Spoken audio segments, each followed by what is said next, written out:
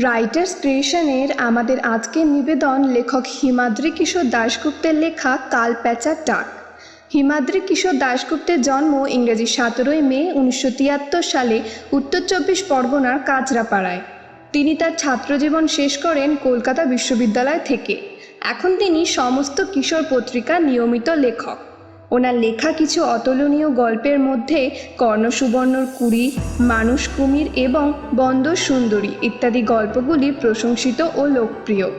আজকের গল্প কালপ্যাঁচার ডাক গল্পটি সুখী গৃহকোণের 2021-এর 1 মে প্রকাশিত সংখ্যা সব ভৌতিক বইটি থেকে নেওয়া হয়েছে। গল্প পাঠে রাজদীপ, গল্পের সূত্রধার আমি অরিতা।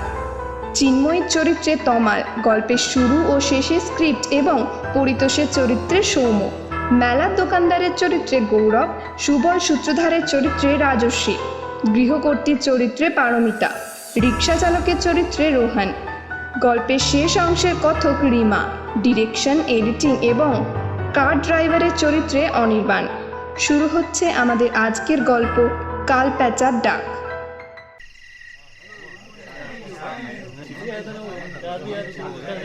প্রায় 1 ঘন্টা সময় স্কুলের বার্ষিক অনুষ্ঠান মঞ্চে নানা ধরনের শব্দ, পশু পাখির ডাক নকল করে শোনানোর পর চিন্ময়বাবু শেষ যে ডাকটা ডাকলেন তা গ্রাম অঞ্চলে অতি পরিচিত প্রাণী শেয়ালের ডাক।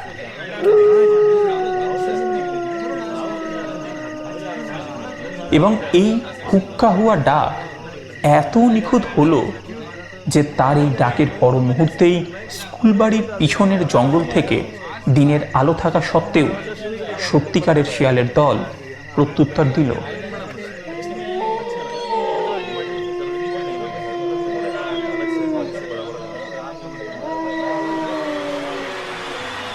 হাততালির ঝড় উঠল মঞ্চের সামনে। একজন গ্রামবাসী চিন্ময়বাবুর শব্দর খেলায় খুশি হয়ে একটা 100 টাকার নোট নিয়ে সেটা তুলে ধরল তাকে দেওয়ার জন্য। তা দেখে লোকটির উদ্দেশ্যে চিন্ময় বললেন, না না, টাকা দেবেন না। এই হরবোলার খেলা আমার পেশা নয়, নেশা। আমি একটা সরকারি চাকরি করি। ওই যে আপনাদের বিডিও সাহেব পরিতোষবাবু রয়েছেন, তিনি আমার বন্ধু। তার আমন্ত্রণেই আমি এখানে এসেছি। আমার হরবোলা কণ্ঠস্বরের খেলা যে আপনাদের ভালো লেগেছে, সেটাই আমার পুরস্কার। এ কথাগুলি বলে মঞ্চ থেকে নেমে পড়লেন চিন্ময়বাবু। পরিতোষবাবুর সঙ্গে তার বাসস্থানে যাবেন, কাছেই। আজ সকালের ট্রেনে কলকাতা থেকে বর্ধমানের এই গ্রামে এসেই সেখানেই উঠেছেন তিনি। রাতেও সেখানে তিনি থাকবেন। 2 বাল্যবন্ধু মিলে সারা রাত গল্প হবে। তারপর আগামীকাল সকালের ট্রেনে চিন্ময়বাবুর কলকাতা ফেরার কথা। চিন্ময়বাবু স্টেজ থেকে নামতেই তাকে ঘিরে ধরল একদল ছোট ছেলে। তাদের বিস্ময়ের সীমা নেই হরবোলা শুনে। একটা উৎসাহী ছেলে শিশুসুলভভাবে চিন্ময়বাবুর উদ্দেশ্যে বলল, আমি একটা পাখির ডাক জানি, কাকের ডাক। এই বলে সে কা কা করে ডেকে উঠল। কা কা কা। অন্য ছেলেরাও কা কা করে ডাকতে লাগলো। যদিও চিন্ময়বাবু বেশ মজা পেলেন ব্যাপারটায়, কিন্তু তিনি বিব্রত হচ্ছেন ভেবে হেডমাস্টার মশাই ছুটে এলেন। আর তা দেখে ছাত্রের দল সরে গেল। পরিতোষবাবু কাছেই অতিথি আসনে বসেছিলেন। তিনিও এবার উঠে দাঁড়ালেন। কিছুক্ষণের মধ্যেই স্কুল কর্তৃপক্ষের কাছ থেকে বিদায় নিয়ে তারা দুজন স্কুলের মাঠ পেরিয়ে রওনা হলেন রাস্তার দিকে। সেখানে পরিতোষের সরকারি গাড়িটা দাঁড়িয়ে আছে। বিকেল 5টা বাজে, শীতের দিন। আর কিছু সময়ের মধ্যেই সূর্য ডুবে ধীরে ধীরে অন্ধকার নামতে শুরু করবে। হাঁটতে হাঁটতে পরিতোষ তার বাল্য বন্ধুকে বললেন, দারুণ অনুষ্ঠান করলি রে তুই। ভাগ্যিস ছেলেবেলার অভ্যেসটা ধরে রেখেছিলি। সবাই খুব তারিফ করলেন। আচ্ছা, সেই বেলা কলকাতায় তোর বাড়িতে গিয়ে বেশ কয়েকটা পেঁচার মূর্তি দেখেছিলাম না? আচ্ছা, তুই কালপ্যাঁচার ডাক জানিস? মানে শুনেছিস কখনো? এখানে পাওয়া যায় জানিস। ওর ডাক গ্রামের লোকেরা আবার খুব ভয়ও পায়। চিন্ময় বললেন, না, কালপ্যাঁচার নাম শুনেছি বটে, ওর একটা মূর্তিও আমার সংগ্রহ করার ইচ্ছা আছে, কিন্তু সত্যিকারের কালপ্যাঁচা আমি চোখে দেখিনি বা তার ডাকও শুনিনি। চিন্ময়বাবুর কথার জবাবে পরিতোষবাবু কিছু একটা বলতে যাচ্ছিলেন, আচ্ছা, আর জানিস কাল কিন্তু পরিতোষবাবুর মোবাইল বেজে ওঠাতে এই আলোচনা থেমে গেল। ফোন কলটা রিসিভ করে কয়েকটি কথা বলে নিয়ে, হ্যালো, হুম হুম হুম আচ্ছা, হ্যাঁ হ্যাঁ ঠিক আছে, ঠিক আছে, হ্যাঁ হ্যাঁ আমি চলে যাব, ঠিক আছে, হুম হুম। পরিতোষ আক্ষেপের স্বরে চিন্ময়বাবুর উদ্দেশ্যে বললেন, এই চাকরি আমার আর ভালো লাগছে না, জীবনে কোনো স্বাধীনতা নেই। ডিএম সাহেব ফোন করে সদরে ডেকে পাঠালেন, আমাকে এক্ষুনি একবার বর্ধমান শহরে যেতে হবে।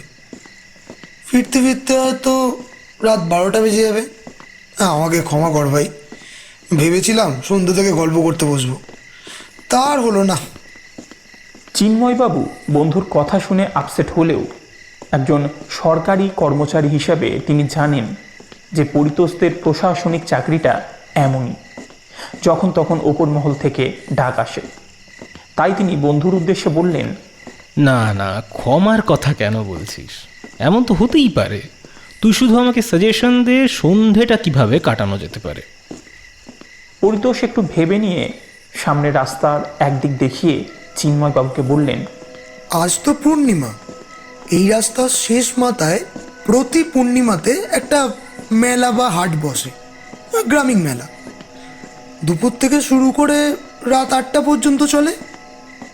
রিক্সায় যেতে মিনিট 15 লাগে, তুই ঘুরে আসতে পারিস, মন্দ লাগবে না।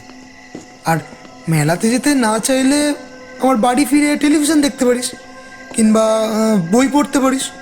আর কেয়ারটেকার তো বাড়িতেই আছে, আশা করি তোর কোনো অসুবিধা হবে না। পরিতোষের কথা শুনে চিন্ময় বললেন, আমি তবে মেলাটা ঘুরে নিয়ে তোর বাড়ি ফিরছি। পরিতোষ বললেন, হ্যাঁ হ্যাঁ, মেলাটাই দেখে আয়। এই জায়গায় পরিবেশ খুবই শান্ত, রাতেও বিপদের আশঙ্কা নেই। আর আমি যথাসম্ভব দ্রুত ফিরে আসার তো চেষ্টা করছি, কোনো অসুবিধা নেই। কথা বলতে বলতেই পরিতোষদের গাড়ির কাছে পৌঁছে গেলেন তারা।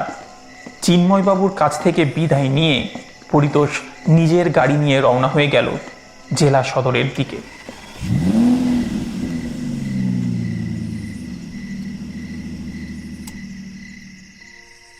পরিতোষ চলে যাওয়ার মিনিট তিনেকের মধ্যে চিন্ময়বাবু একটা পথ চলতি রিক্সা পেয়ে তাতে চড়ে বসলেন।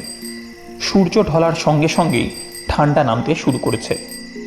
নিজের গায়ের চাদরটা ভালো করে জড়িয়ে নিলেন তিনি। রিক্সা চালক তাকে নিয়ে চলল মেলার মাঠের দিকে। স্কুলবাড়িকে পিছনে ফেলে একটু এগোতেই রাস্তা বেশ ফাঁকা হয়ে গেল। দুপাশ দেখতে দেখতে চললেন তিনি। তার যাত্রাপথের দুপাশে বড় বড় গাছ আর সামান্য কিছু ঘরবাড়ি। কখনো বা তাদের ফাঁক গলে দিগন্ত বিস্তৃত মাঠ দেখা যাচ্ছে। ফসল কেটে নেওয়ার পর জনশূন্য মাঠ। কিছুটা পথ এগোনোর পর যাত্রাপথের এক পাশে পুরানো দিনের বেশ বড় একটা বাড়ি চোখে পড়ল চিন্ময়বাবুর। বাড়িটার চারপাশে বড় বড় গাছের জঙ্গল। তাদের ডালপালার ফাঁক দিয়ে আসা দিন শেষের সূর্যালোকে বাড়িটাকে কেমন যেন বিষণ্ণ দেখাচ্ছে। সারাদিন এখানে ওখানে খাবারের সন্ধানে ঘুরে ফিরে আসার পর বড় একটা কাকের দল জটলা করছে গাছগুলোর মাথায়। গাছগুলোর মাথাতেই সম্ভবত ওদের বাসা। চিন্ময়বাবু বাড়িটা দেখে কৌতূহলী হয়ে রিক্সা চালক ছেলেটার কাছে জানতে চাইলেন, এটা কার বাড়ি? ছেলেটা জবাব দিল, তা জানি না বাবু, তবে লোকে বাড়িটাকে পিচা বাড়ি বলে ডাকে। ওই দেখুন, বাড়িটার মাথায় একটা পিচা বসানো আছে। চিন্ময়বাবু ছেলেটার কথা শুনে তাকিয়ে দেখলেন সত্যি বাড়িটার মাথার উপরের কার্নিশে একটা বেশ বড় পেঁচা বসানো আছে। এ ব্যাপারটা অবশ্য আশ্চর্যের কিছু নয়। পেঁচা হলো মা লক্ষ্মীর বাহন। বর্ধমান ধানের জেলা। ধান, মা লক্ষ্মী, পেঁচা এরা সব এক সূত্রে গাঁথা। ফসল বা সমৃদ্ধি কামনাতে কেউ লক্ষ্মীদেবীর বাহনকে স্থান দিতেই পারেন নিজের বাড়ির মাথায়। রিক্সা তারপর আগের মতোই চলতে লাগলো।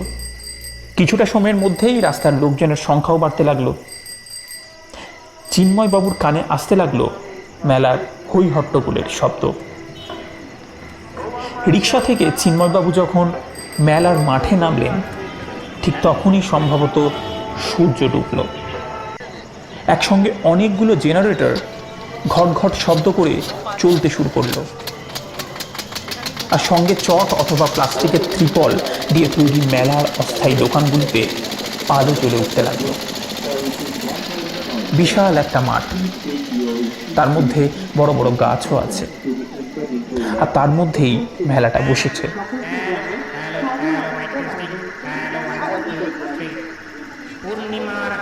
স্থানীয় মানুষরা এই মেলাকে ডাকেন পূর্ণিমার হাট নামে।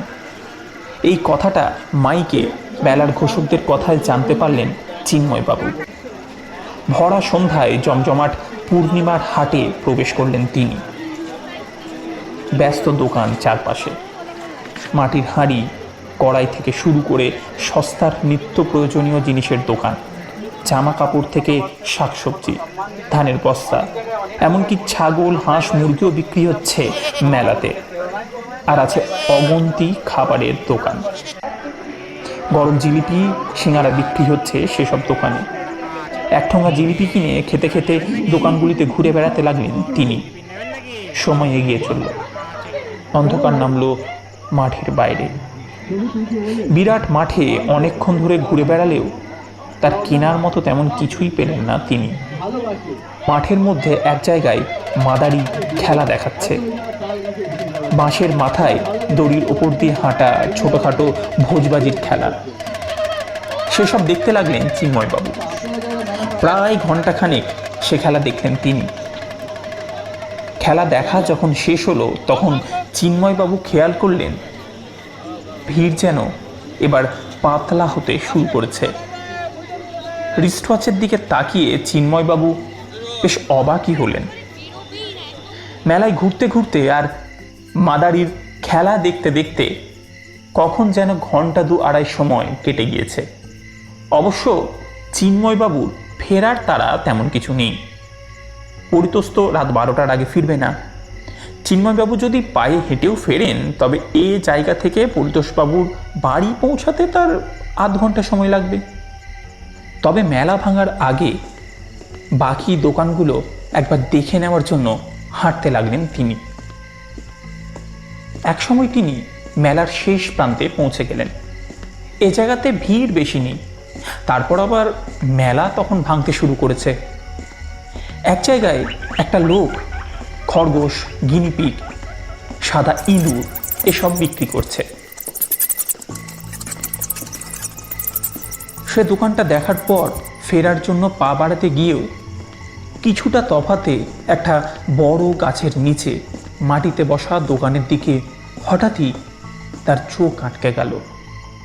সার সার কাঠের পেঁচা সাজানো রয়েছে একটা প্লাস্টিকের ওপর। তবে দোকানদার তার পসরা এবার গোটাতে শুরু করেছে। পেঁচাগুলোকে একটা একটা করে সে ব্যাগে ভরতে শুরু করেছে। লোকে যেমন গণেশ মূর্তি সংগ্রহ করে, তেমনি পেঁচার মূর্তি সংগ্রহ করার শখ আছে চিন্ময়বাবুর। তাই তিনি এগিয়ে গিয়ে গাছের নিচে দোকানটার সামনে দাঁড়ালেন। একটা বড় কুপি জ্বলছে, তার আলোয় সাজানো আছে কাঠের তৈরি রং করা পেঁচার মূর্তি। এই কাঠের পেঁচা এই বর্ধমান জেলারই নতুন গ্রাম নামের একটা গ্রামে তৈরি হয়। সারা দেশে প্রসিদ্ধ এই কাঠের পেঁচা। অনেকেই এই পেঁচা দিয়ে ঘর সাজায়। চিন্ময়বাবুর নিজের সংগ্রহতেও এমন একটা পেঁচা আছে, সেটা অবশ্য কলকাতা থেকেই কেনা। তিনি পশ্চাৎ দিকে তাকিয়ে দেখার চেষ্টা করলেন নতুন ধরনের কোনো পেঁচা আছে কিনা। না, তেমন কিছু চোখে পড়ল না তার। দোকানি পেঁচাগুলো ব্যাগে ভরতে ভরতে বলল, আসুন বাবু আসুন, শেষ বেলা অর্ধেক দামে দিয়ে দেবো। দোকানদারের কথার সময়ই হঠাৎ চিন্ময়বাবুর পরিতোষের বলা কাল পেঁচার কথা মনে পড়ে গেল।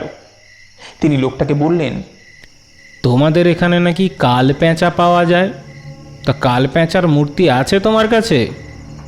প্রশ্নটা শুনে কয়েক মুহূর্তের জন্য যেন থমকে গেল লোকটা। তারপর গম্ভীরভাবে জবাব দিল, কাল পেঁচা খুব অশুভ। ও পেঁচা দেখলে লোকের মারা যায়, ডাক শুনলেও ক্ষতি হয়।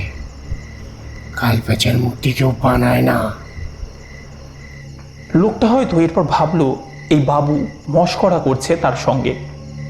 পেঁচা কেনার খদ্দের বাবু নন। তাই চটপট পেঁচাগুলো ব্যাগে ভরে কুপি নিভিয়ে তার মালপত্র নিয়ে উঠে পড়ল। মেলার মাঠ এবার প্রায় ফাঁকা হয়ে গিয়েছে। একে একে আলোগুলো নিভতে শুরু করেছে। চিন্ময়বাবুও এবার ফেরার জন্য পা বাড়াতে যাচ্ছিলেন, কিন্তু একটা কণ্ঠস্বর কানে এলো তার। আপনি কালপ্যাঁচা দেখেছেন কখনো? তার ডাক শুনেছেন? চিন্ময়বাবু পিছনে তাকিয়ে দেখলেন একজন লোক এসে দাঁড়িয়েছে তার পিছনে। গাছের নিচে আবছা আলোতে যতটুকু বোঝা যাচ্ছে তাদের লোকটাকে যুবকই মনে হয়। পরনে প্যান্ট শার্টের ওপর সোয়েটার, মাথায় কানে মাফলার চড়ানো, হাতে একটা বড় চটের ব্যাগ। নিশ্চয়ই লোকটা দোকানদারের সঙ্গে চিন্ময়বাবুর কথোপকথন শুনেছেন, তাই এই প্রশ্ন। চিন্ময় লোকটার প্রশ্নের জবাবে বললেন, না, কাল পেঁচার কথা শুনলেও তা আমি চোখে দেখিনি বা তার ডাকও শুনিনি। আসলে আমি পেঁচার মূর্তি সংগ্রহ করি, তাই দোকানদারের কাছে জিজ্ঞেস করছিলাম। কথাটা শুনে লোকটা বললেন, আমি কিন্তু আপনাকে কালপ্যাঁচা দেখাতে পারি, ডাক শোনাতে পারি। আপনি যে পথে ফিরবেন সেই পথেই। চিন্ময় মৃদু বিস্মিতভাবে বললেন, আমি কোন পথে ফিরব তা আপনি জানলেন কিভাবে? লোকটা যেন মৃদু হাসলেন, তারপর জবাব দিলেন, আপনি আজ স্কুলে হরবুলার খেলা দেখিয়েছেন তো? ভিডিও সাহেবের বাড়িতে এসে উঠেছেন, সেখানেই নিশ্চয়ই ফিরবেন। এখান থেকে একটাই তো পথ। আসলে ওই গ্রামে বাইরে থেকে মানুষ এলে তার সম্বন্ধে কিছুক্ষণের মধ্যেই না সারা গ্রাম জেনে যায়। লোকটার কথার জবাবে চিন্ময় হেসে বললেন, হ্যাঁ হ্যাঁ হ্যাঁ, আমি সেই লোক, এখন সেখানেই ফিরব। লোকটা বললেন, চলুন তবে এগোই আমরা, ওই যেতে যেতে কথা হবে। আমার বাসস্থানও ওই পথেই। কিছুক্ষণের মধ্যেই মেলার মাঠের বাইরে এসে উপস্থিত হলেন তারা। মেলা ভেঙে গিয়েছে, বাইরেটাও বেশ ফাঁকা ফাঁকা হয়ে এসেছে। লোকটা চিন্ময়বাবুকে বললেন, সামান্য তো রাস্তা, দেখেছেন তো কি সুন্দর চাঁদের আলো ফুটেছে। আচ্ছা, এই হেঁটে যেতে নিশ্চয়ই আপনার কোনো অসুবিধা হবে না? বেশ একটু গল্প করতে করতে যাওয়া যাবে। সত্যি মাথার উপরের ফটফটে চাঁদের আলো ছড়িয়ে পড়েছে চারপাশে। সম্ভবত একেই বলে কাক জ্যোৎস্না। পথ চলতে কোনো অসুবিধা হবে না চিন্ময়বাবু। তাছাড়া হয়তো কাল পেঁচা দেখানোর জন্য তাকে পায়ে হেঁটেই নিয়ে যেতে চাইছেন লোকটা। চিন্ময়বাবু বললেন, চলুন, আমার হেঁটে যেতে আপত্তি নেই, কিন্তু আপনার নামটা আমার এখনো জানা হয়নি। লোকটা জবাব দিলেন, আমার নাম সুবল সূত্রধর। আমি কিন্তু আসলে শহরের মানুষ, এই সরকারি আর্ট কলেজ থেকে পাশ করা একজন শিল্পী। এখন এখানেই থাকি। আমি যে বাড়িতে থাকি সেখানে অনেক পেঁচার মূর্তি আছে। বাড়ির ল্যান্ডলেডির একসময় আপনার মতো ওই নানা ধরনের পেঁচার মূর্তি সংগ্রহের বাতিক ছিল। আমার নিজের তৈরি করা একটা কাল পেঁচার মূর্তিও আছে সেখানে। সুবল সূত্রধরের কথা শুনে বেশ উৎসাহিত বোধ করে তার সঙ্গে ফেরার পথ ধরলেন চিন্ময়বাবু। জ্যোৎস্নার রাতে পথ চলতে চলতে কোনো অসুবিধা হচ্ছে না চিন্ময়বাবুর। আগে আগে চলেছেন লোকটা, তার দুপা পিছনে চিন্ময়বাবু। পথ চলতে চলতে চিন্ময় লোকটার উদ্দেশ্যে বললেন, পেঁচা হলো গিয়ে মা লক্ষ্মীর বাহন, অথচ এই কাল পেঁচার ব্যাপারটা নিয়ে এখানকার মানুষদের মনে যে কুসংস্কার আছে তা ওই পেঁচা বিক্রেতার কথাতেই বুঝলাম। চিন্ময়বাবুর কথার জবাবে সুবল বললেন, লক্ষ্মীদেবীর মূর্তির সঙ্গে প্রথম পেঁচার মূর্তির দেখা মেলে ওই কুষাণ যুগে। সে পেঁচা হলো শ্বেত পেঁচা, লোকে বলে লক্ষ্মী পেঁচা। আর এই কাল পেঁচার রং কালো হয়। কালো রং এমনিতেই অশুভর প্রতীক। এই গ্রাম কেন, নানা দেশে নানা জায়গায় পেঁচা নিয়ে নানা কুসংস্কার আছে। যেমন উত্তর ভারতের অনেক জায়গায় লোকের বিশ্বাস পেঁচা হলো মৃত্যুর প্রতীক, আর মৃত্যুর বার্তা বহন করে আনে, তা সে যে রঙের পেঁচাই হোক না কেন। দক্ষিণ ভারতের কিছু মানুষের বিশ্বাস বাড়ির দাওয়াতে পেঁচা বসলে শিশু মৃত্যু অবশ্যম্ভাবী। এই দেশ বিদেশের বহু জায়গায় তো পেঁচাকে প্রেতাত্মা বলেই মনে করা হয়। সুবল সূত্রধরের কথা শুনে চিন্ময়বাবুর মনে হলো এই লোকটা সত্যিই শিক্ষিত, নইলে কুষাণ যুগের পেঁচার ব্যাপারটা সে বলতে পারতো না। চিন্ময়বাবু নিজেই জানতেন না ব্যাপারটা। পেঁচা নিয়ে টুকটাক নানা কথা বলতে বলতে হাঁটতে থাকলেন তারা। সুবল সূত্রধরের বড় ব্যাগটার ভিতর থেকে মাঝে মাঝে কেমন যেন একটা খচমচ শব্দ আসছে। তা শুনে চিন্ময়বাবুর কেন জানি মনে হলো ছোটোখাটো কোনো জীবন্ত প্রাণী আছে ওর মধ্যে, হয়তোবা মেলা থেকে কেনা হাঁস মুরগি হবে। হাঁটতে হাঁটতে একসময় রাস্তার পাশে সেই গাছে ঘেরা পুরানো বাড়িটার সামনে পৌঁছে গেলেন তারা। চাঁদের আলোয় বাড়িটার মাথায় পেঁচার মূর্তিটা স্পষ্ট জেগে আছে। বাড়ির সামনের রাস্তায় এসে থামলেন লোকটা। তারপর চিন্ময়বাবুর উদ্দেশ্যে বললেন, আসুন, এই আমার বাসস্থান। বাড়ির মালকিনও খুশি হবেন আপনাকে দেখলে। কালপেঁচা দেখাবো আপনাকে, তার ডাক শোনাবো আপনাকে। এই বলে লোকটা এগোলেন বাড়িটার দিকে। ঘড়ি দেখলেন চিন্ময়বাবু, রাত 8:30 বাজে। এ জায়গা থেকে স্কুল, বাড়ি, পরিতোষের বাসস্থান খুব বেশি দূরে নয়। তার হাতে সময়ও আছে। তবুও এত রাতে হঠাৎ অপরিচিত কোনো ভদ্রমহিলার বাড়ি যাওয়া ঠিক হবে কি না তা বুঝতে না পেরে থমকে দাঁড়িয়ে পড়লেন চিন্ময়বাবু। তার পায়ের শব্দ থেমে যাওয়াতে লোকটা ঘাড় ফিরিয়ে বললেন, আসুন আসুন, হ্যাঁ, সংকোচ করবেন না। দেখবেন মালিকের কত পেঁচার সংগ্রহ আছে। আসুন। লোকটা ঘাড় ফেরানোর মধ্যে কেমন যেন একটা অদ্ভুত ব্যাপার আছে বলে মনে হলো চিন্ময়বাবুর, কিন্তু সেটা যে কি তিনি তা সেই মুহূর্তে বুঝে উঠতে পারলেন না। যাই হোক, দ্বিধা কাটিয়ে এরপর তিনি এগোলেন সে বাড়ির দিকে। বড় গাছে ঘেরা বাড়িটার সামনে এক ফালি ফাঁকা জমি, তারপর পলেস্তেরা খসা থামওয়ালা বারান্দায় উঠতে হয়। বাড়ির ভিতর থেকে কোনো শব্দ বা আলো আসছে না। সুবল সূত্রধরের সঙ্গে চিন্ময়বাবু উঠে এলেন সেই বারান্দাতে। তার একপাশে সার বন্ধ ঘর। আধো অন্ধকার বারান্দা দিয়ে চিন্ময়বাবুকে নিয়ে এগোতে এগোতে লোকটা বললেন, মালকিনের বাবা এক সময় এই অঞ্চলের ছোটখাটো জমিদার ছিলেন। প্রচুর ধান জমি ছিল তার। লক্ষ্মী রূপে অষ্টধাতুর পেঁচা মূর্তি পুজো হতো সিংহাসনে। তখন লোকজন আর ঠাকুর চাকরে এ বাড়ি ঘম ঘম করত। এ কথা বলতে বলতে চিন্ময়বাবুকে নিয়ে দরজা টেনে একটা ঘরে প্রবেশ করলেন। বৈঠকখানা ধরনের বেশ বড় একটা ঘর, চক মেলানো পাথরের। মাথার উপর কড়িবর্গার ছাদ থেকে একটা ঝুলন্ত আলো নেমে এসেছে। কাচের আধারে পলতেওয়ালা তেলের পাতি। তার ঠিক নিচে বসার জন্য কয়েকটা চেয়ার রাখা। দেখেই বোঝা যায় পুরানো আমলের জিনিস। এছাড়াও সাবেকি কালের একটু নিচু ধরনের গদিয়াটা বেশ বড় সিংহাসনের মতো আসনও রয়েছে দেওয়ালের এক পাশে। তবে এ ঘরের যে জিনিসগুলো সব থেকে বেশি চিন্ময়বাবুর দৃষ্টি আকর্ষণ করল তা হলো চারপাশের দেওয়ালের গায়ে বসানো কাঠের তাক, বুক সমান উঁচু থেকে প্রায় ছাদ পর্যন্ত বসানো তাকগুলোই রাখা আছে নানা আকারের নানা ধরনের প্যাঁচার মূর্তি। তারা যেন চেয়ে আছে চিন্ময়বাবুর দিকে। চিন্ময়বাবুর বাড়িতে প্যাঁচার যে সংগ্রহ আছে তা এই সংগ্রহের তুলনায় নিতান্তই নগণ্য।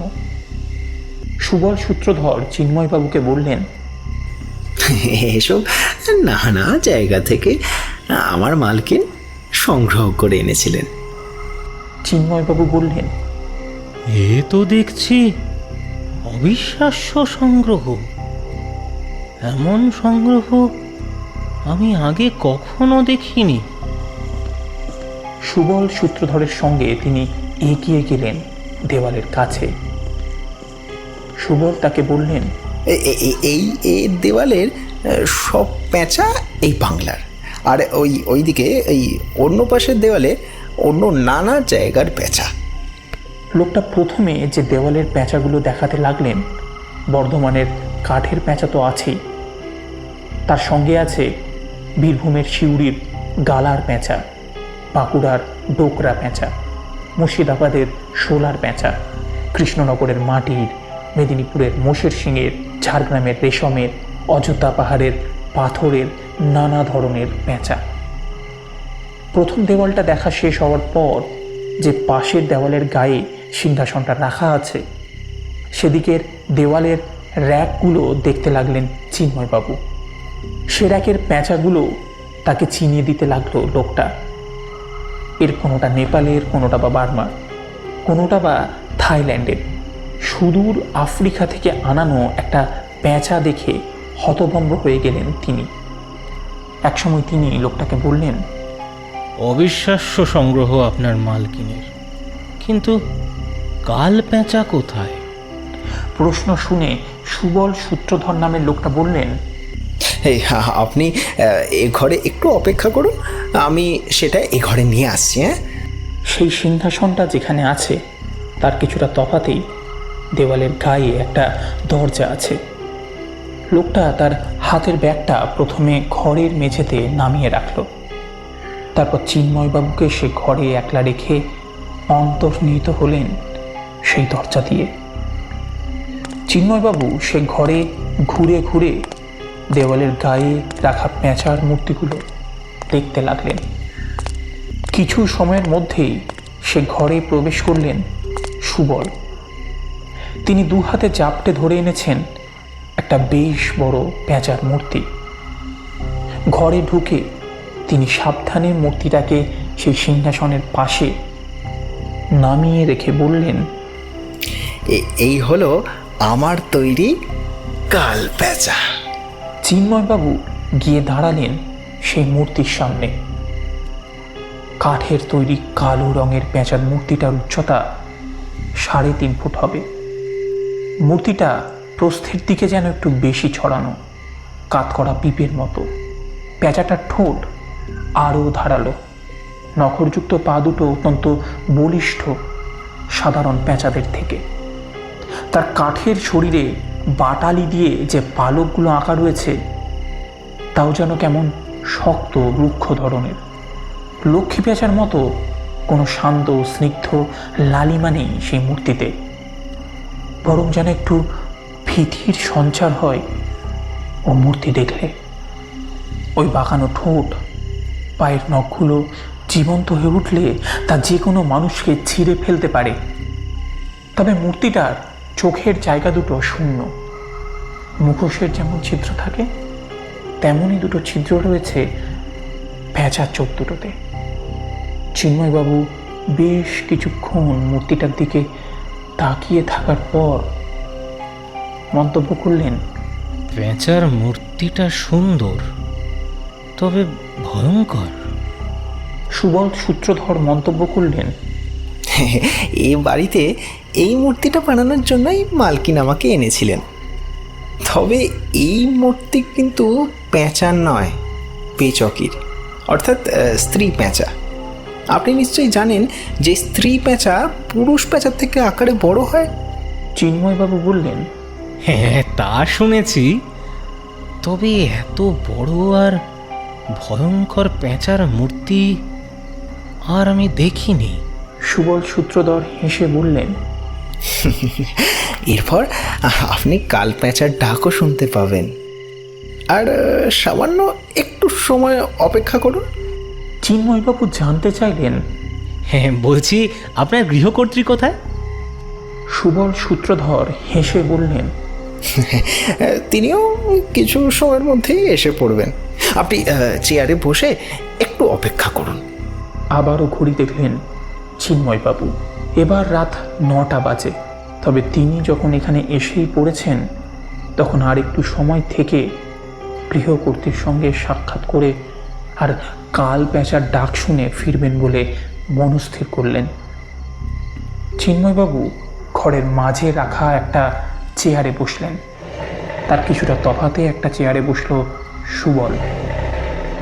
দীর্ঘক্ষণ ধরে ঘুরে বেড়ানোর ফলেই সম্ভবত চেয়ারে বসার পর একটু ক্লান্তি ভাব অনুভব করলেন চিন্ময়বাবু।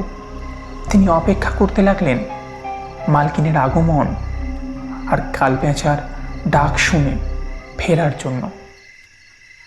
সত্যি মনে হয় ক্লান্তি নেমে এসেছিল। চেয়ারে বসে অপেক্ষা করতে করতে কখন যেন চোখের পাতা বুজে এসেছিল তার।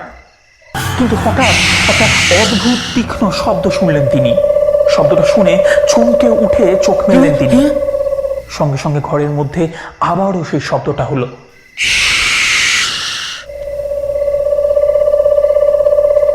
চিন্ময়বাবু সোজা হয়ে বসে তাকালেন সুবল সূত্রধরের দিকে।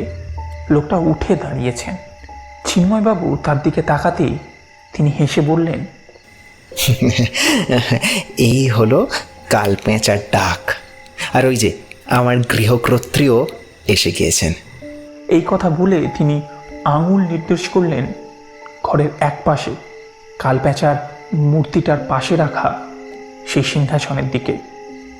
সেদিকে তাকিয়ে চিন্ময়বাবু দেখলেন এক ভদ্রমহিলা সেই সিংহাসনে বসে তার দিকে চেয়ে আছেন। তার গায়ের রং ঘোর কৃষ্ণবর্ণের, থলথলে পৃথুলা শরীর, গোলাকার হাঁড়ির মতো মুখমণ্ডলে ড্যাবড্যাবে চোখ, মাথার কিসদাম যেন ফোলানো পালকের মতো, অথচ তিনি স্বর্ণলঙ্কারে শোভিত। তার দিকে তাকিয়েই চিন্ময়বাবুর মনে হলো মহিলার শরীরে কোথাও যেন একটা অসঙ্গতি আছে। চিন্ময়বাবু চেয়ার থেকে উঠে দাঁড়িয়ে হাত জোর করে নমস্কার করলেন তার উদ্দেশ্যে। নমস্কার। তা দেখে ভদ্রমহিলা একটু নড়ে উঠে মাথা নাড়লেন। এবার তার শরীরের অসঙ্গতিটা ধরা পড়ল চিন্ময়বাবুর চোখে। যে সিংহাসনে তিনি বসে আছেন তা বেশি উঁচু না, কিন্তু মহিলার পা দুটো মাটিতে স্পর্শ করছে না। তার হাত পা বেশ মোটাসোটা হলেও খর্বাকৃতির, অর্থাৎ ভদ্র মহিলা একজন বামুন। চিন্ময়বাবু তাকে নমস্কার করার পর ভদ্রমহিলা তার উদ্দেশ্যে ফ্যাস ফ্যাসে গলায় প্রশ্ন করলেন, আমার পেঁচাদের কেমন দেখছেন? চিন্ময়বাবু জবাব দিলেন, খুব ভালো। এমন সংগ্রহ আমি অন্য কারো বাড়িতে দেখিনি। তিনি যেন খুশি হলেন চিন্ময়বাবুর জবাব শুনে। এরপর তিনি জিজ্ঞেস করলেন, পেঁচাদের দেখতে সুন্দর লাগে আপনার? চিন্ময়বাবু উত্তর দিলেন, হ্যাঁ, ভালো লাগে, ভালো লাগে। লক্ষ্মী পেঁচা দেখতে তো অত্যন্ত সুন্দর, তুলোর বলের মতো কি ধবধবে সাদা রং। তার জবাব শেষ হওয়ার সঙ্গে সঙ্গেই ভদ্রমহিলা তৃতীয় প্রশ্ন করলেন, আর খাল পেঁচা কেমন লাগে? চিন্ময়বাবু এবার একটু চুপ করে থেকে জবাব দিলেন, কাল পেঁচা তো আমি চোখে দেখিনি, তবে আপনার পাশে দাঁড়ানো ওই কাল পেঁচার মূর্তিটা বেশ ভয়ঙ্কর। কথাটা শুনে যেন হাসলেন গৃহকর্ত্রী। কেমন যেন একটা অদ্ভুত হিস হিস ফ্যাস ফ্যাসে হাসি। তারপর তিনি সুবল সূত্রধরকে বললেন, খাবার এনেছো? খাবার? উনি আমাদের অতিথি, ওকে খাবার দাও, আর আমাদেরও দাও। গৃহকর্ত্রীর কথা শুনে চিন্ময়বাবু ভদ্রতা দেখিয়ে বললেন, না না, আমার কোনো খাবার দাবারের দরকার নেই, আপনারা ব্যস্ত হবেন না।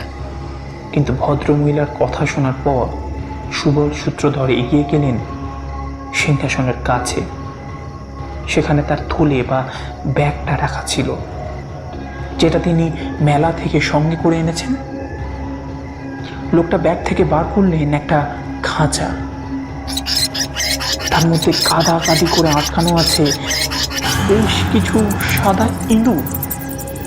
অমন ইঁদুর আজ মেলার একটা দোকানে বিক্রি হতে দেখেছেন চিন্ময়বাবু। তিনি অনুমান করলেন লোকটা সম্ভবত সে দোকান থেকেই ইঁদুরগুলো কিনেছেন। ইঁদুর সমেত খাঁচাটা দেখেই গৃহকর্ত্রীর চোখ দুটো কেমন উজ্জ্বল হয়ে উঠল। তিনি তার লোককে বললেন, দাও দাও, আমাদের অতিথিকে একটা ইঁদুর দাও দাও। চিন্ময়বাবু কথাটা শুনে অবাক হয়ে বললেন, ইঁদুর? ইঁদুর নিয়ে আমি কি করব? গৃহকর্ত্রী হেসে বললেন, কি করবেন? ওই দেখুন। এই বলে তিনি ইশারা করলেন সুবল সূত্রধরের দিকে। তার ইঙ্গিত বুঝতে পেরে সুবল সূত্রধর খাঁচা থেকে একটা ইঁদুর বের করে ছুঁড়ে ফেললেন মাটিতে। বেচারা ইঁদুরটা অকস্মাৎ মুক্তি পেয়ে ঘরের মেঝেতে ছোটাছুটি শুরু করলো।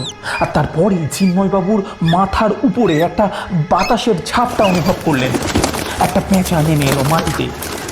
ক্ষিপ্র গতিতে নখ দিয়ে এসে চেপে ধরল তার শিকার সেই সাদা ইঁদুরটাকে। সুবল সূত্রধর এরপর দ্বিতীয় একটা ইঁদুর ছুঁড়লেন মাটিতে। চিন্ময়বাবু এরপর স্পষ্ট দেখলেন র্যাকে রাখা কৃষ্ণনগরের মাটির পেঁচাটা প্রথমে একবার কেঁপে উঠল, তারপর মেঝেতে নেমে ছো মেরে তুলে নিল ইঁদুরটাকে। সুবল সূত্রধর এরপর একইভাবে মেঝেতে ছুটতে লাগলেন একটার পর একটা ইঁদুর। আর বিস্মিত চিন্ময়বাবু দেখলেন দেওয়ালের গা থেকে জীবন্ত হয়ে মাটিতে শিকার ধরতে নেমে আসছে একের পর এক পেঁচা। গালার পেঁচা, শোলার পেঁচা, আফ্রিকার পেঁচা।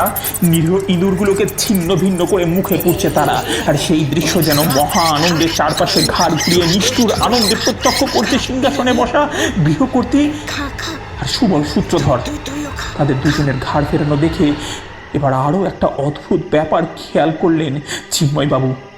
তারা দুজন কোনো সময় একদম 360 ডিগ্রি ঘাড় ঘোরাচ্ছে, ঠিক যেমন পেঁচারা ঘাড় ঘোরায়। চিন্ময়বাবু বুঝে উঠতে পারলেন না তিনি কোন স্বপ্ন দেখছেন কিনা, নইলে এমন দৃশ্য কিভাবে সম্ভব। একসময় খাঁচার সেই সিঁদুরটাকেও ছেড়ে দিলেন লোকটা। তার থেকে সব পেঁচাই তখন মেঝেতে নেমে এসেছে। সেই সিঁদুরটাকে নিয়ে কয়েকটা পেঁচার মধ্যে টানাটানি শুরু হলো।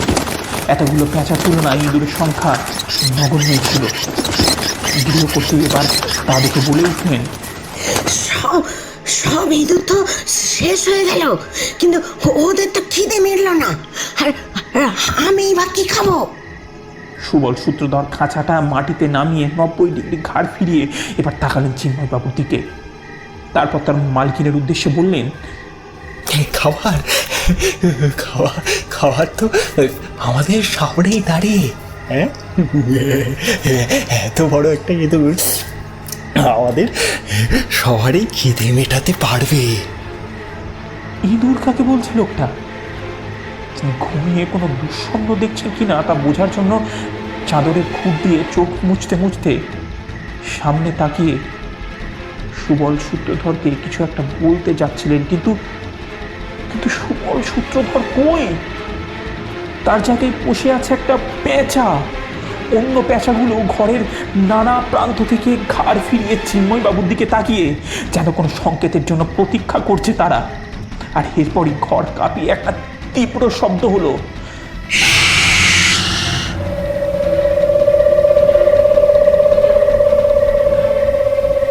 সিংহাসন থেকে নামলেন গৃহকর্ত্রী। বিশাল আকৃতির একটা পেঁচা, কাল পেঁচা। ঘোর কৃষ্ণবর্ণ পালকে ঢাকা তার শরীর। বিরাট পাকানো ঠোঁটে যেন জেগে আছে আদিম জিঘাংসা। তার চোখ দুটো যেন আগুনের মতো জ্বলছে, তার পা দুটো খর্বাকৃতির হলেও সবল নখরযুক্ত, যা দিয়ে সে শিকার ধরে। তাকে থাবা বলাই ভালো। সেই নখরযুক্ত পায়ের আঘাতে মেঝেতে খট খট শব্দ তুলে সেই বিশাল কাল পেঁচা এবার হেলে দুলে এগোতে শুরু করলো চিন্ময়বাবুর দিকে। ঘরের অন্য পেঁচাগুলিও তাকে অনুসরণ করলো। আতঙ্কিত চিন্ময়বাবু এবার বুঝতে পারলেন তিনি যা দেখছেন তা সত্যি হোক বা মিথ্যে হোক, এখানে তার আর থাকা চলবে না। তিনি দ্রুত পিছন ফিরে ছুটলেন দরজার দিকে। তিনি বারান্দায় বেরিয়ে এলেন, কিন্তু পেঁচার দল এবার তার পিছনে উড়ে আসতে শুরু করলো। তিনি যখন বারান্দা থেকে বাড়ির সামনে চন্দ্র আলোকিত জমিতে নামলেন, তখন চারপাশ থেকে ঘিরে ধরলো পেঁচার দল। চিন্ময়বাবু যেদিকেই পা বাড়াতে যান, তারা এসে ডানা ঝাপটা মারে। একটা পেঁচার নখের আঘাতে ছিঁড়ে গেল চিন্ময়বাবুর গায়ের চাদরটা। কিছুতেই যেন তারা ফিরে যেতে দেবে না তাকে। কিন্তু শুনতে পেলেন ঘর ছেড়ে বারান্দা বেয়ে এবারে এগিয়ে আসছে সে খটখট শব্দ, কাল পেঁচার নখরযুক্ত পায়ের শব্দ। চারপাশে তাকিয়ে চিন্ময়বাবু বোঝার চেষ্টা করতে লাগলেন তাকে বাঁচানোর জন্য চারপাশে কেউ আছে কি না। না, কোনো লোক নেই। বড় বড় গাছ শুধু নিঝুম দাঁড়িয়ে আছে চারপাশে। বারান্দা দিয়ে বাইরে এসে দাঁড়ালো সেই কাল পেঁচা বা তেজকি। উড়ে এসে চিন্ময়বাবুর উপর ঝাঁপিয়ে পড়ার আগে ফাঁদে পড়া শিকারকে দেখে সে শেষবারের জন্য উল্লাসধ্বনি করে উঠল।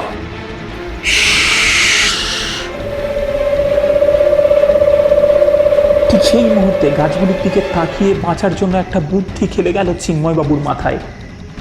গাছগুলোর মাথার দিকে তাকিয়ে হরবোলা জানা চিন্ময়বাবু ডাকতে শুরু করলেন কা কা বলে। তার কণ্ঠ থেকে বেরোতে লাগলো তাকে ভয়াত্মক কণ্ঠস্বর। আর সেই শব্দ শুনে ডানা মেলতে গিয়েও থমকে দাঁড়িয়ে পড়ল কাল পেঁচা। চিন্ময়বাবু বার কয়েক ডাক দেওয়ার পর কাকের দলও ঘুম ভেঙে উঠে প্রথমে ডাকতে শুরু করলো, আর তারপর গাছ ছেড়ে ওড়াউড়ি শুরু করতে লাগলো চন্দ্রালোকিত আকাশে। স্বচ্ছ জ্যোৎস্নার আলোকে কাক আর পেঁচারা দেখতে পেল নিজেদের চিরশত্রুদের। কাকের দল নিচে নামতে শুরু করলো। চিন্ময়বাবু ডেকে চলেছেন কা কা স্বরে। মুহূর্তের মধ্যেই এরপর যেন খেলা ঘুরে গেল অন্যদিকে। চিন্ময়বাবুকে ঘিরে রাখা পেঁচার দল তাকে ছেড়ে দিয়ে ঝাঁপিয়ে পড়ল কাকেদের ওপর। চিন্ময়বাবুর চারপাশে উঠতে লাগলো কাক আর পেঁচার পালক। আর এই সুযোগটাকে কাজে লাগিয়ে চিন্ময়বাবু ছুটতে শুরু করলেন রাস্তার দিকে। শেষবারের জন্য তার কানে এলো কাল পেঁচার হিংস্র ভয়ানক ডাক। কিছুটা ছুটে চলার পরই একটা গাড়ির হেডলাইটের আলো এগিয়ে আসতে দেখলেন তিনি। গাড়ি এসে থামলো তার সামনে। বিডিও সাহেবের গাড়ি। পরিতোষ একটু আগেই ফিরে এসেছেন তার কাজ আগে মিটে যাওয়ায়। চিন্ময়বাবু বাড়িতে না ফেরায় তিনি খুঁজতে বেরিয়েছেন তাকে। পরদিন আলো ঝলমল ভোরে পরিতোষের বাসা থেকে তারা গাড়িতে রেল স্টেশনে যাবে বলে বাইরে বেরোলেন। তবে রেল স্টেশন যাওয়ার আগে তারা দুজন গত রাতের বাড়িটায় যাবেন বলে ঠিক করলেন। চিন্ময়বাবু ফেরার আগে সে বাড়িতে গিয়ে একবার দেখে যেতে চান যে সে বাড়িতে সত্যি কিছু আছে নাকি পুরো ব্যাপারটা হ্যালুসিনেশন ছিল। চিন্ময়বাবু গত রাতে বন্ধুর বাসায় ফেরার পর ঘটনাটা পরিতোষকে জানিয়েছেন। পরিতোষবাবু ইতিপূর্বে শুনেছেন যে এখানে রাতে নাকি কাল পেঁচার ডাক শোনা যায় ও গ্রামের মানুষ সে ডাককে অশুভ মনে করে, ভয় পায়। তবে এসব অশুভ ব্যাপারে বা ভূত প্রেত আত্মার ব্যাপারে কোনো বিশ্বাস নেই তার। চিন্ময়বাবুর বলা ঘটনা শুনে তিনিও বেশ আশ্চর্য বোধ করেছেন। বাড়িটা দেখার জন্য তারও বেশ আগ্রহ বোধ হচ্ছে। দুই বন্ধুকে নিয়ে পরিতোষবাবুর ড্রাইভার এগিয়ে চলল বাড়িটার দিকে। সে বাড়ির কাছাকাছি পৌঁছতেই আকাশে অনেক কাকের ওড়াউড়ি দেখতে পেলেন তারা। বাড়ির সামনে গাড়ি থেকে তারা তিনজন যখন নামলেন তখন কাকের চিৎকারে তাদের প্রাণ ফেটে যাওয়ার উপক্রম হলো। গাছগুলির মাথায় বাড়ির কার্নিশে ডেকে চলেছে কাকের দল। যেন এই অঞ্চলের সব কাক এসে আর জড়ো হয়েছে এখানে। এর কারণ অবশ্য বাড়িটার বারান্দার সামনে সেই এক চিলতে ফাঁকা জমির সামনে গিয়ে বুঝতে পারলেন চিন্ময়বাবু। চারপাশে ছড়িয়ে আছে কাকের পালক আর ছিন্ন ভিন্ন হয়ে যাওয়া কাকের দেহ। রাত্রিবেলা নখরযুক্ত পেচক বাহিনীর সঙ্গে এঁটে উঠতে পারেনি কাকের দল। কাকও মানুষের মতোই সমাজবদ্ধ জীব। ভোরের আলো ফুটলে ব্যাপারটা কাক সমাজে ছড়িয়ে পড়তেই সারা রাজ্যের কাক এসে জড়ো হয়েছে এখানে, চিৎকার করে প্রতিবাদ জানাচ্ছে এই হত্যাকাণ্ডে। চিন্ময়বাবুরা উঠে পড়লেন বারান্দাতে। ধুলো মাখা বারান্দা পেরিয়ে তারা প্রবেশ করলেন গতকালের ঘরটাতে। ধুলো ধূসরিত, দেওয়ালের গায়ে বসানো র্যাকগুলিও খসে পড়েছে, অথবা খসে পড়ার অপেক্ষাতে দেওয়ালের গায়ে লম্বাভাবে ঝুলছে। আর তাদের নিচে মেঝেতে পড়ে আছে টুকরো টুকরো হয়ে ভাঙা নানা ধরনের পেঁচার মূর্তি। সেই সিংহাসনটাকেও একই জায়গাতে দেখতে পেলেন চিন্ময়বাবু। তবে কাঠের তৈরি সেই কাল পেঁচার মূর্তিটা এখন পাশে নয়, সিংহাসনের উপরই হেলে পড়ে আছে। সবই ধুলোময়। মাকড়সা জাল মুড়েছে সেই সিংহাসন আর মূর্তিটাকে ঘিরে। গাড়ির ড্রাইভার স্থানীয় মানুষ। দিনের আলোয় ঘরটা ভালো করে দেখার পর পরিতোষবাবু সে লোকটাকে জিজ্ঞেস করলেন, এ বাড়ির ব্যাপারে কিছু জানো? লোকটা বলল, গ্রামের লোকেদের মুখে এ বাড়ি সম্পর্কে একটা গল্প ঘুরে বেড়ায়, তবে তার কতটা সত্যি তা জানি না। গ্রামের লোকেরা এড়িয়ে চলে এ বাড়িটাকে। চিন্ময়বাবু প্রশ্ন করলেন, কি গল্প? লোকটা বলতে শুরু করলো, বহু বছর আগে এ বাড়িতে বাস করতেন এক ধনী লোক। প্রচুর জমি জিরাত ছিল তার। লোকটার একটা মেয়ে ছিল, সে খুব কুরুপা, অনেকটা কালো পেঁচার মতো দেখতে। বামুন ছিল সে।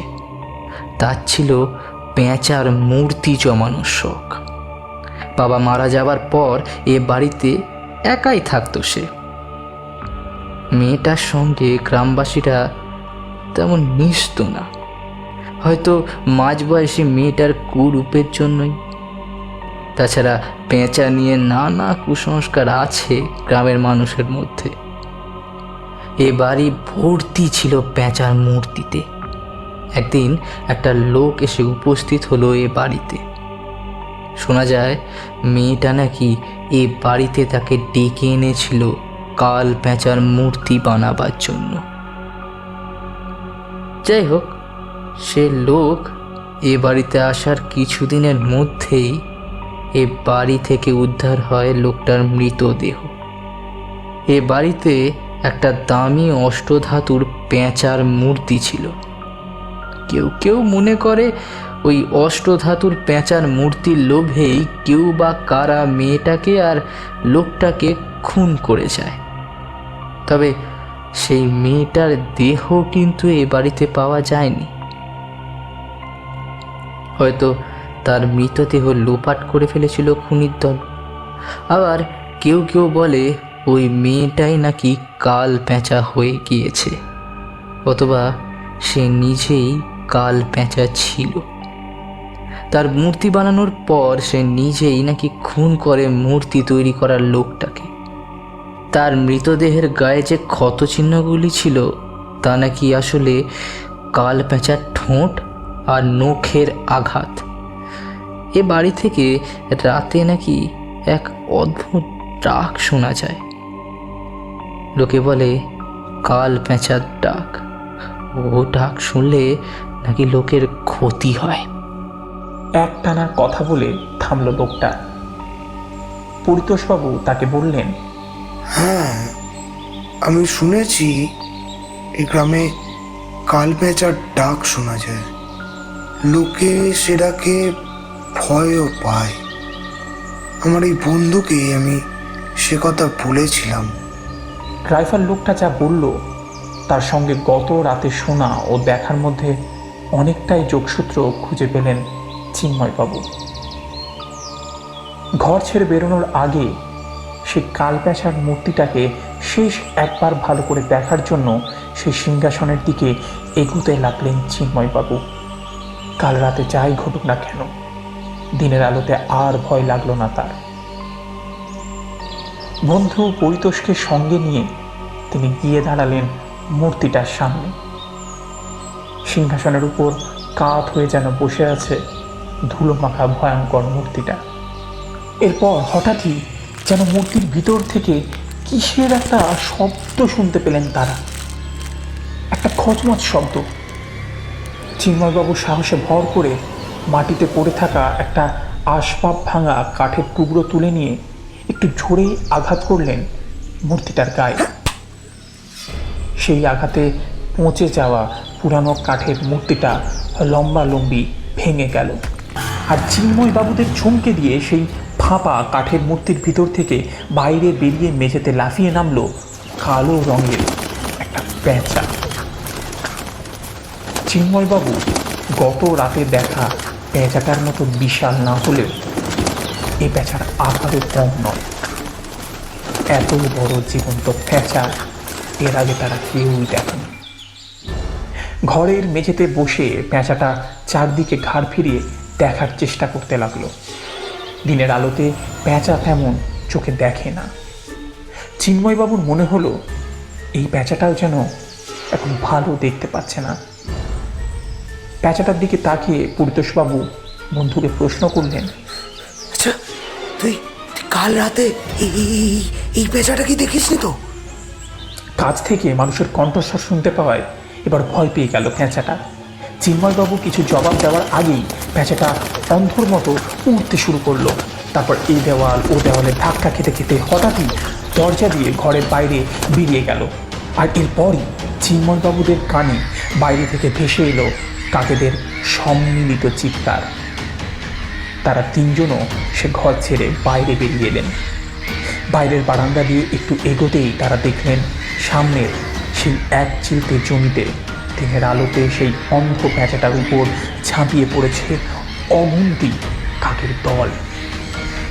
রাতের অন্ধকারে সঙ্গীদের হত্যাকাণ্ডের বদলা এবার দিনের আলো নেবে তারা।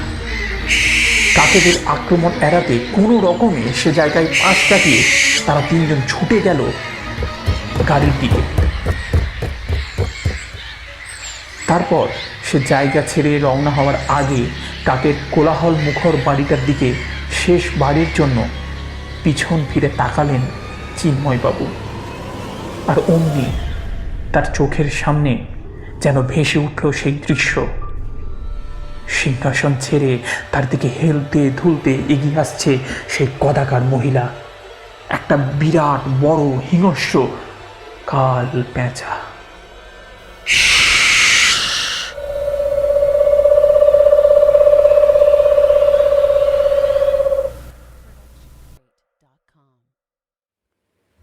আপনারা শুনছিলেন আমাদের আজকের গল্প হিমাদ্রি কিশোর দাশগুপ্তের লেখা কাল পেঁচার ডাক।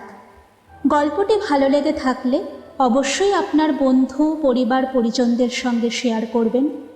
এ ধরনের আরও কিছু সুন্দর ও শ্রুতিমধুর গল্প শুনতে ফলো করুন আমাদের ফেসবুক এবং ইনস্টাগ্রাম পেজকে ও সাবস্ক্রাইব করুন আমাদের ইউটিউব চ্যানেলটিকে।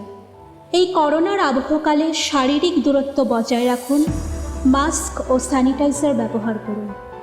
সুস্থ থাকুন ও সুস্থ রাখুন। দেখা হচ্ছে আবার পরের গল্পে। ধন্যবাদ।